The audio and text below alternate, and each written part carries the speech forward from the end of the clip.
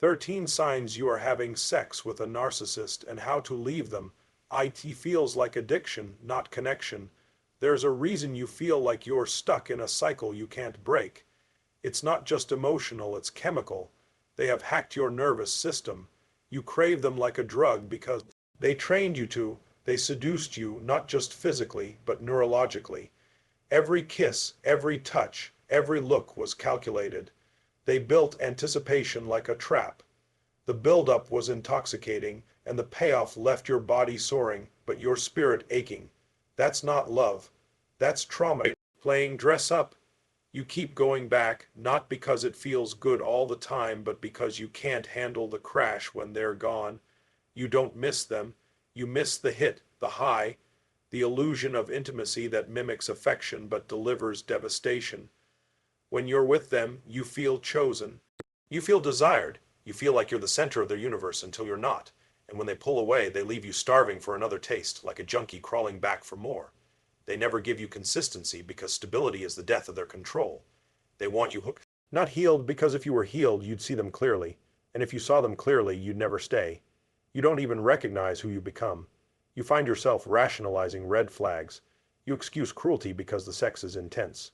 You allow emotional neglect because the physical closeness feels so real. That's the addiction, that's the trap. You tell yourself they care because of how passionately they hold you, but deep inside, your gut screams something's off. That scream, that's your soul begging to be rescued. That's your spirit reminding you that true love doesn't feel like slavery. There's nothing wrong with you. You're not weak. You're not broken. You've simply been manipulated by someone who understands exactly how to keep you stuck. They weaponized your biology against you. It's not that you love them, it's that you've been conditioned to associate their attention with your self-worth, but what they gave you wasn't love, it was bait. Bait to bind you. Your body is sacred. Your spirit is fire. You were not born to be someone's addiction cycle.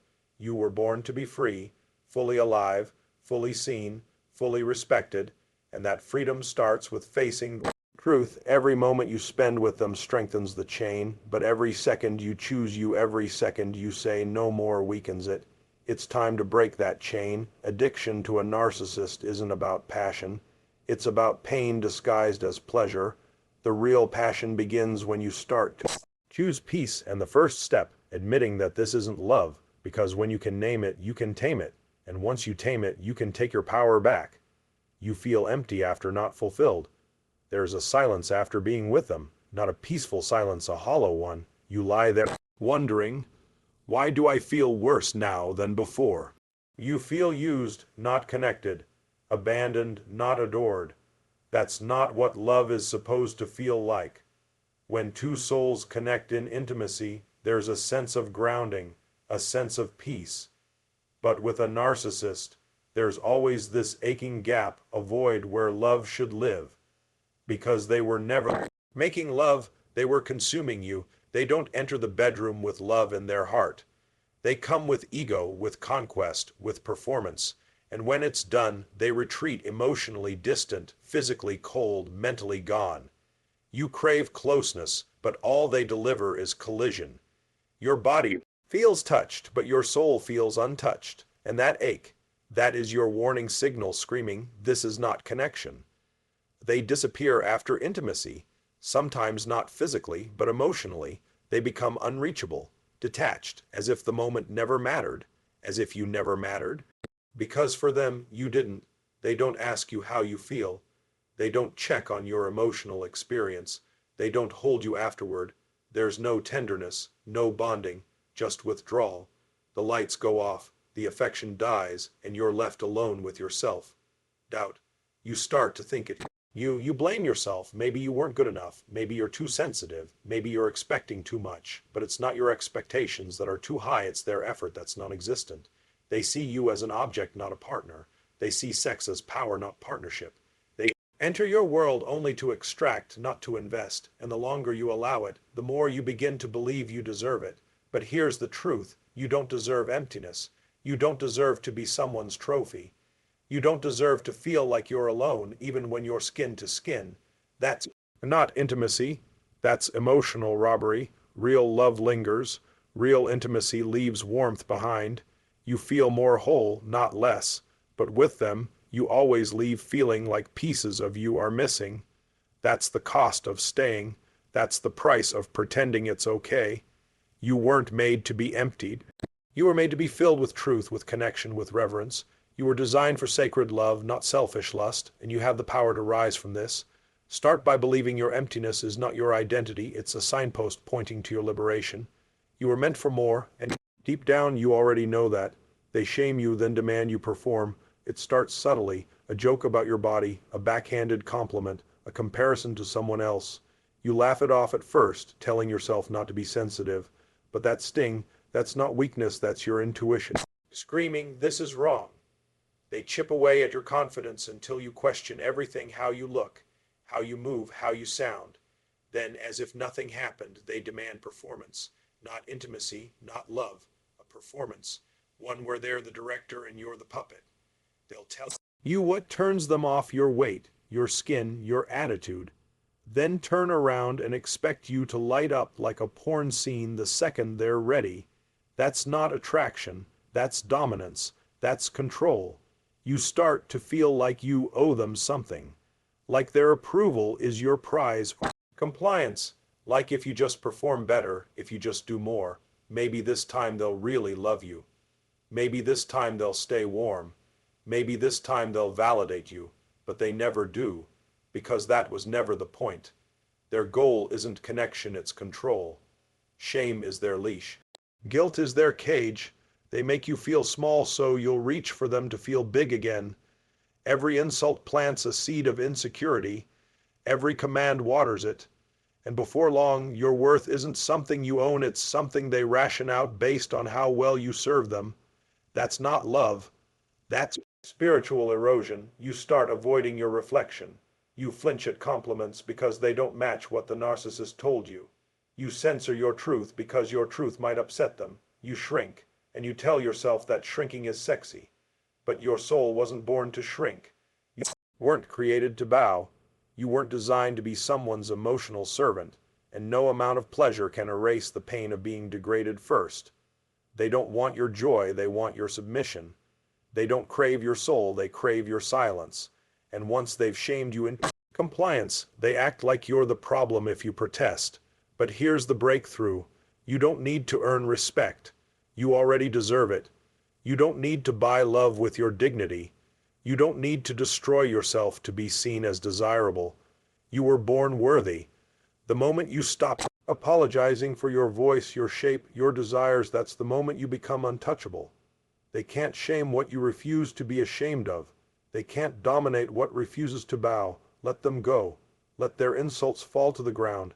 Let their demands echo into nothingness, and return to yourself unashamed, untamed, unapologetically powerful. Sex is always about them.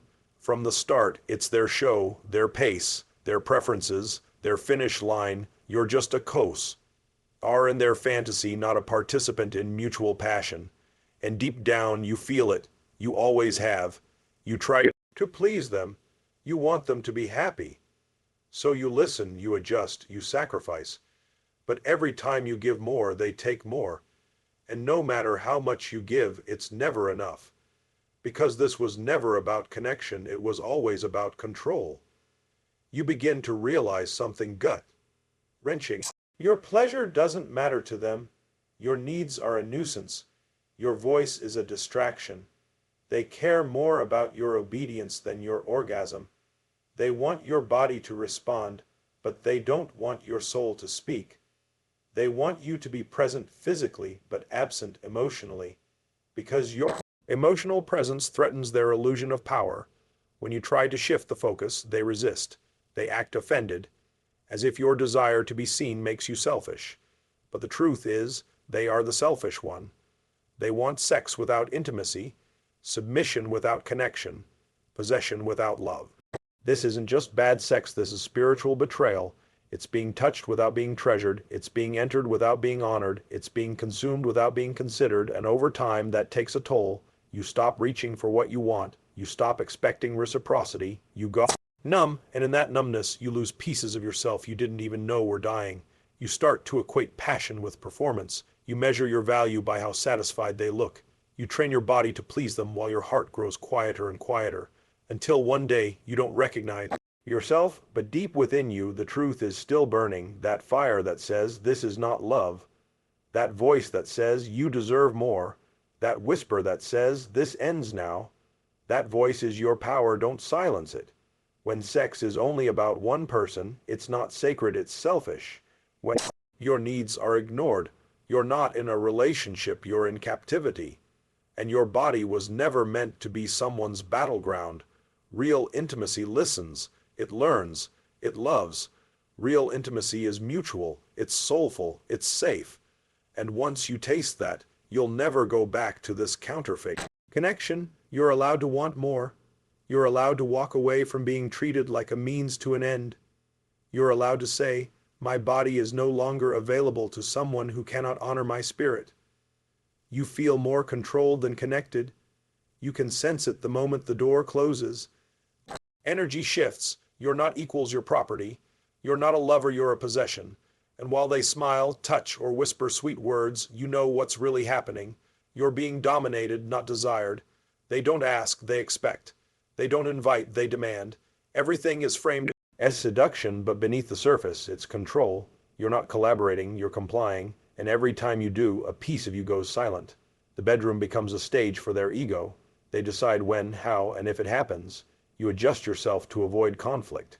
You rehearse behaviors to earn praise. You monitor your tone, your breath, your movements, all to avoid the aftermath of disappointing them. You thought connection meant openness, mutual surrender, shared vulnerability. But they taught you that connection equals obedience.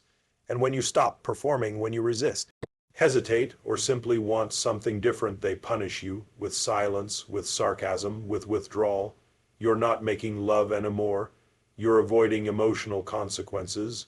You're trying to navigate a minefield, and that pressure, that fear, that constant tension in your body, it's the nervous system's way of telling you this is not love. This is survival. Control isn't always loud. Sometimes it's masked with charm. Sometimes it comes in a compliment that's actually a command. You're sexier when you just let go. Don't ruin the mood. Why do you always have to make it about you? These are not just comments, they're chains. At first, you might have mistaken it for intensity, for passion, for dominance in the bedroom that felt exciting. But now you know it's not play, it's power. It's not role play, it's real, and it's stripping you of your soul. There's no joy in surrender when surrender is demanded. There's no intimacy when your autonomy is not welcome. You were not made to submit out of fear. You were made to offer your love freely from a place of safety and sovereignty.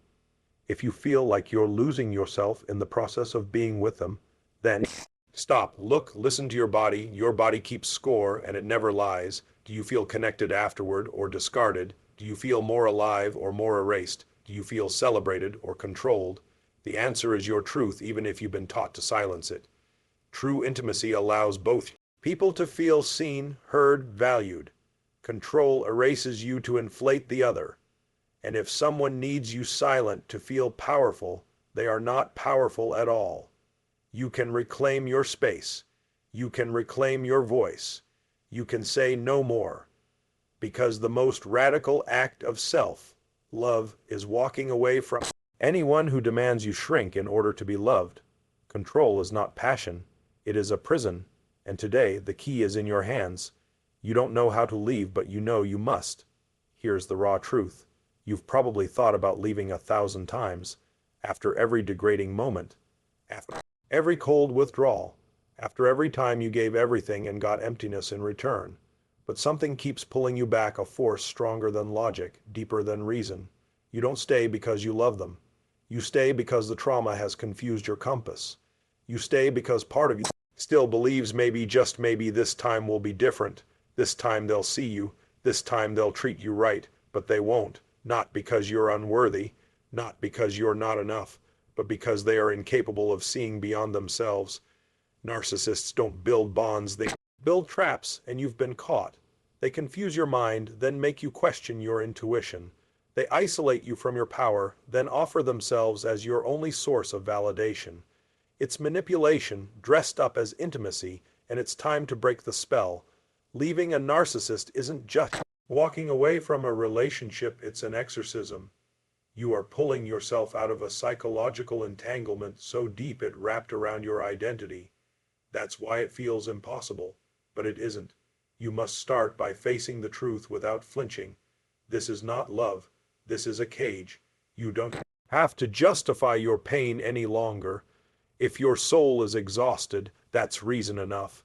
If your joy is gone, that's reason enough. If your voice is buried, that's reason enough.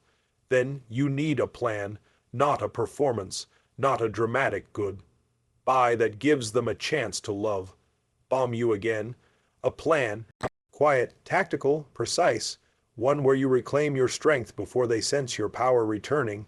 Gather support, trusted friends, therapists, coaches, allies, people who see your worth even when you don't. Don't announce your escape, prepare it. Don't explain yourself, protect yourself. Delete the messages, block the numbers, change the locks, and not just the physical ones. Change the locks on your mind, on your heart. Refuse to let their voice echo inside your soul ever again. And when the guilt comes, and it will remind yourself, you are not abandoning them. You are rescuing yourself. They had every chance, and they chose control over connection, power over partnership, ego over empathy. Leaving is an act of resurrection. You're not ending a relationship, you're reviving your spirit. You're calling your power home. You're stepping out of the shadows and back into the light of who you really are. It won't be easy. There will be tears, there will be triggers, but there will also be freedom, space, stillness, and then, slowly, joy. And on the other side of the pain, you'll remember something sacred. You were never crazy. You were never broken. You were just trapped by someone who knew how to mimic love but never embody it. Now you're free. Now it's your turn to rise, no longer beneath anyone but above the lies that once tried to cage your soul. You didn't lose yourself, you were stolen, and now you're taking you back. Let's make one thing clear right now: you are not broken. You are not dirty. You are not ruined because of what happened. You didn't fall in love with a narcissist because you were weak. You fell in love because you had love to give, because you had depth, because you had soul. They exploited that. They twisted that. They turned your sacred energy into a supply chain for their ego. But guess what? They never truly had you, because the truth of who you are was never theirs to possess. It's been waiting, beneath the pain, beneath the confusion, beneath the shame, waiting for you to return. This isn't the end of you, this is the rebirth. You see, everything they tried to shame out of you, your feelings, your desires, your boundaries, your power, those are the very things that will now lead you home. You don't have to stay small to be loved. You don't have to perform to be worthy. You don't have to sacrifice your soul to be seen. You've walked through the fire, and now it's time to rise from the ashes, unrecognizable to the version of yourself that once settled for crumbs. Because now you demand the feast. Not from them, but from yourself, from your life, from your future. You are not body to be used, you are a soul to be honored, and from this day forward, your love will not be a leash someone wraps around your neck, it will be a crown you wear with pride. So stand up, breathe deep, look in the mirror, not with regret, but with reverence. You survived what was designed to break you, and now your story becomes a weapon of liberation, not just for you, but for everyone who's ever been silenced, shamed, and seduced by a counterfeit kind of love. You're not leaving empty, you're leaving awakened. No more shrinking, no more silence, no more surrender to someone who mistook your softness for weakness. From this day forward, you own your body, you own your voice, you own your boundaries, and you own your future. This is your moment. Walk away, rise up, reclaim your life, and never, never apologize for taking your power back.